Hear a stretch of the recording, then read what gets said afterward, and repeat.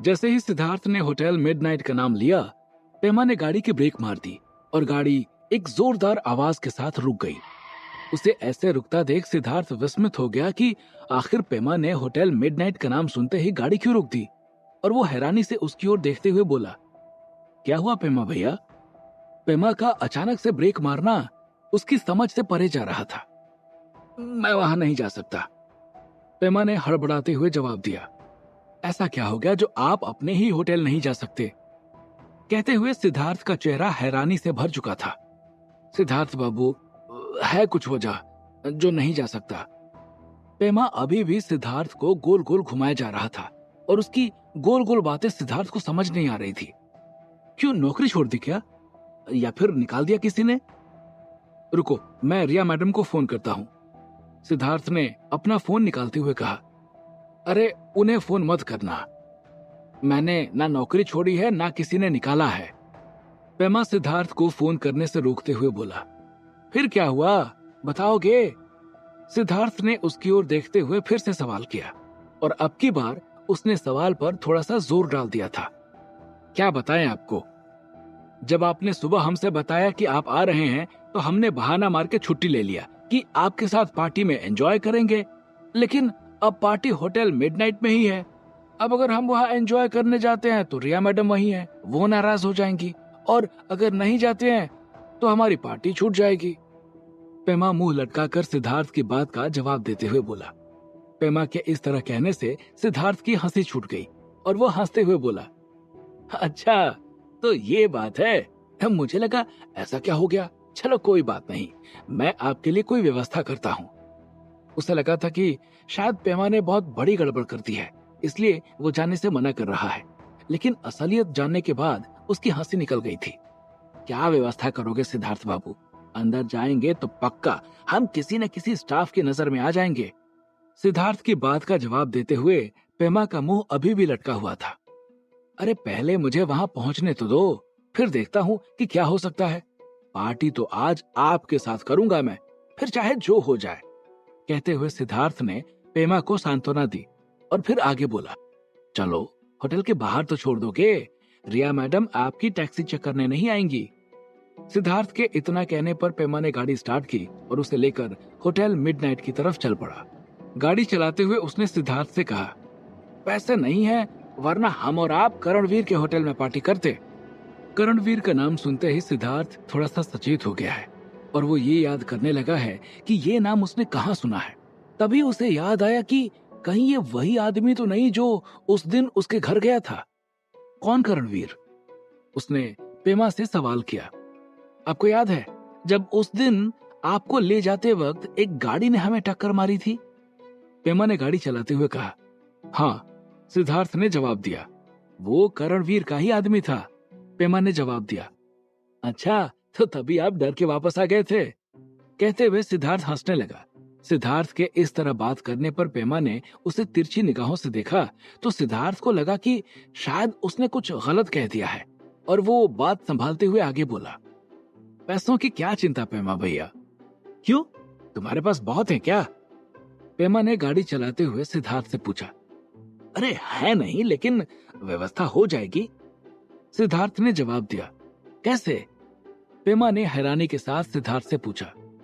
गुल्लू को बेच देंगे और क्या, कुछ न कुछ तो मिल ही जाएगा। सिद्धार्थ ने कहते हुए गुल्लू की ओर ऐसे देखा जैसे वो सच में उसे बेच देना चाहता हो।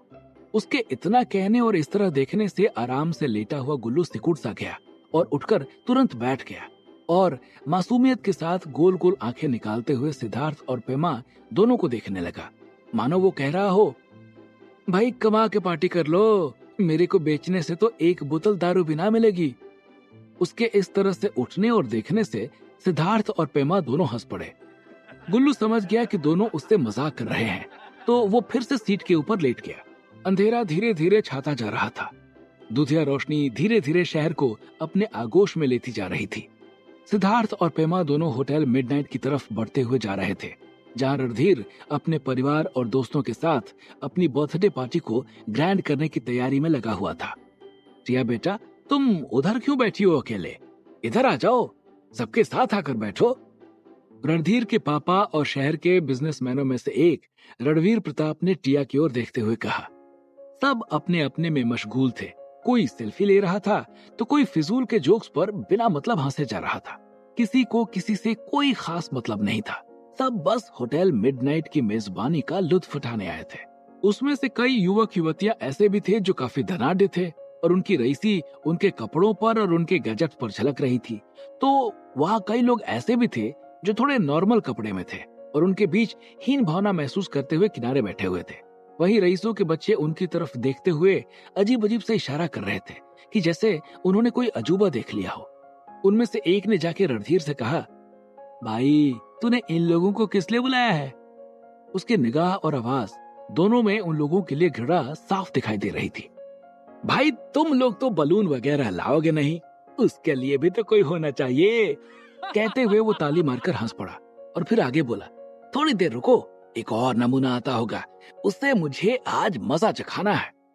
कहते हुए उसका चेहरा गंभीर हो चुका था, जो कि ये बता रहा था कि रणधीर उस दिन की सिद्धार्थ की डांट भूला नहीं था और उसने सिर्फ यहाँ उसे अपमानित करने के लिए बुलाया था। उन लोगों ने भी ये बात सुनी जिनके ऊपर रणधीर और उसका दोस्त हंसा था और समझ भी गए कि उनका मजाक उड़ाया जा रहा है। लेकिन ये रणधीर का डर था या उनके आत्मविश्वास में कमी थी कि वो लोग सुनकर भी उसे अनसुना कर गए। पेमा की टैक्सी होटल मिडनाइट के बाहरी गेट पर आकर रुकी। सिद्धार्थ उसमें से उतरा और पिछली सीट का गेट खोलकर उसमें से गुल्लू को निकाला और ले जाकर ड्राइवर साइड वाली खिड़की पर खड़ा हो गया और पेमा की ओर मुस्कुराते हुए देखकर बोला, अब आप ऐसे मुंह ना लटकाओ पेमा भैया, बोला ना पार्टी करेंगे आपके साथ। बस आप अपना फोन चालू रखना और हाँ, मेरा बैग भी अपने साथ ही रखना, मैं जा रहा हूँ अब। कहते हुए सिद्धार्थ वहां से गुल्लू को अंदर लेकर चला गया और पेमा उसे टैक्सी से देखता रह गया। उसके जाने के बाद पेमा ने टैक्सी स्टार्ट करी और वहां से निकल गया। सिद्धार्थ अंदर जा रहा था कि उधर से बाहर निकल रहे अमन की नजर उस पर पड़ी और उसने वहीं से आवाज दी, what a pleasant surprise Siddharth, कब आए तुम? और उसकी ओर चल पड़ा। अमन सिद्धार्थ के पास आ चुका था और वो सिद्धार्थ को ऐसे अचानक गुल्लू के साथ देखकर सच में काफी हैरान था। फिर से वो सिद्धार्थ से बोला, अब की बार किसके कहने पर आए हैं आप सिद्धार्थ, और कैसे हो गुल्लू बाबू?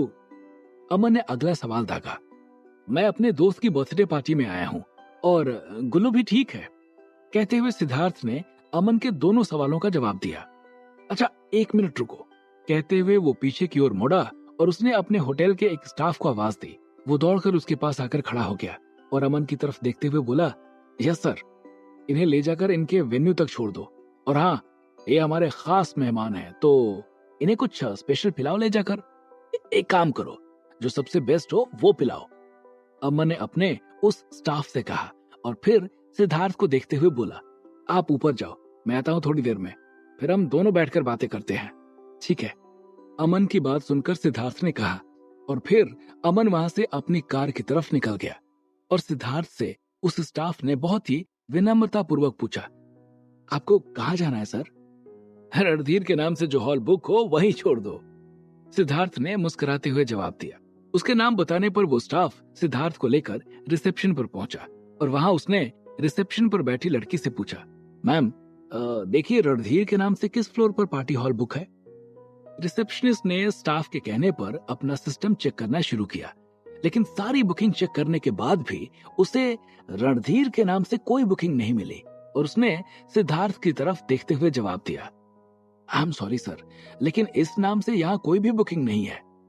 सिद्धार्थ हैरान रह गया कि कहीं रणधीर ने उससे झूठ तो नहीं बोल दिया और उसने फिर स्टाफ की ओर देखते हुए कहा, एक मिनट मैम, मैं उसे फोन मिलाकर पूछता हूँ।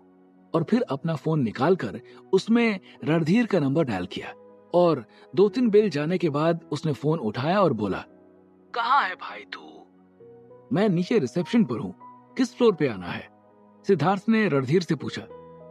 रिसेप्शनिस्ट से मेरा नाम बोल दे, वो तुझे यहाँ तक पहुँचवा देगी।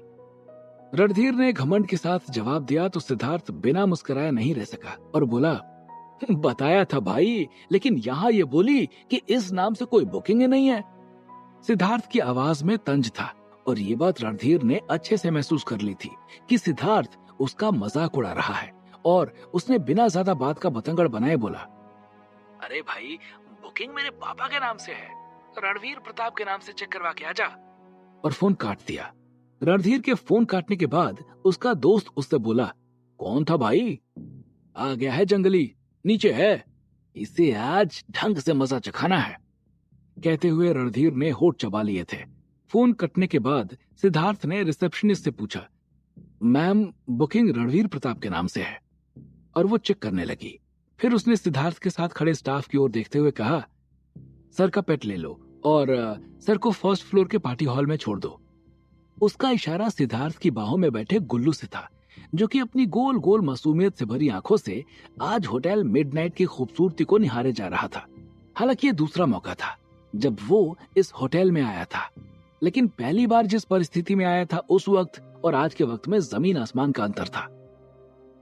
ये मेरे साथ ही रहेगा, सिद्धार्थ ने रिसेप्शनिस्ट की ओर देखते हुए कहा।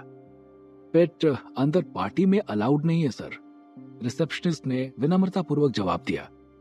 रिसेप्शनिस्ट के जवाब देने के बाद सिद्धार्थ ने उससे ज्यादा बहस करना उचित नहीं समझा और अपना फोन निकाला और अमन का नंबर डायल किया। पहली ही बेल जाने पर उसने तुरंत फोन उठाया, जैसे कि वो फोन हाथ में लेकर बैठा हो, और इधर से बोला, हाँ सिद्धार्थ, पहुंच गए पार्टी में? नहीं, सिद्धार्थ ने जवाब दिया। क्यों? अमन ने उधर से पूछा। ये लोग गुल्लू को लेकर नहीं जाने दे रहे हैं, सिद्धार्थ ने अमन को जवाब दिया।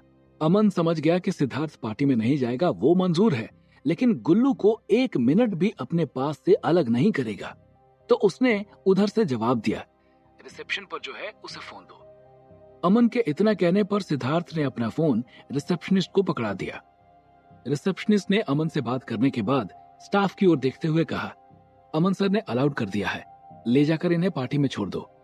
और फिर सिद्धार्थ की ओर मुस्कुराकर देखते हुए बोली, सर ध्यान रखना कि ये किसी को नुकसान ना पहुंचाए, क्योंकि वहां काफी गेस्ट होंगे, so please be careful. Siddharth ने गुल्लू की ओर देखा और हंसते हुए बोला, ये बेचारा देखने में इतना सुंदर लगता है, ये किसे नुकसान पहुंचाएगा। इतना कहकर सिद्धार्थ गुल्लू को लिए हुए पार्टी की तरफ चल पड़ा और साथ में वो स्टाफ भी था। सिद्धार्थ ने गुल्लू को हाथ में लिए हुए पार्टी हॉल में प्रवेश किया।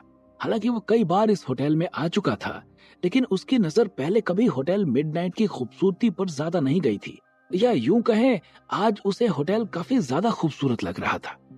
जैसे ही सिद्धार्थ ने पार्टी हॉल में प्रवेश किया कि अचानक से पीछे एक खूबसूरत आवाज सुनकर वो पलट गया था। आखिर किसने दी थी सिद्धार्थ को आवाज, और क्या है सिद्धार्थ को नुकसान पहुंचाने का रणधीर का प्लान? क्या होंगे इन सभी सवालों के जवाब? हमें कमेंट करके जरूर बताएं, और आगे की कहानी जानने के लिए सुनते रहिए भूमिपुत्र, सिर्फ पॉकेट एफएम पर।